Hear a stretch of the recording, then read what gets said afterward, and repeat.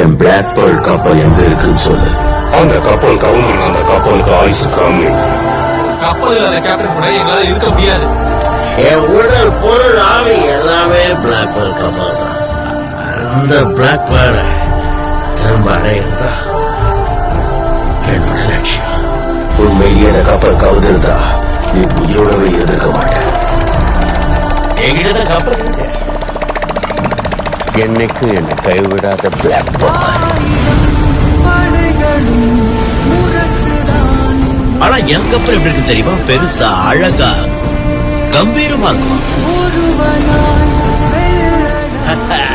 5 வருஷத்துக்கு முன்னாடி black beard அதை ஒரு பாட்டில் அடைச்சு வச்சுட்டான்.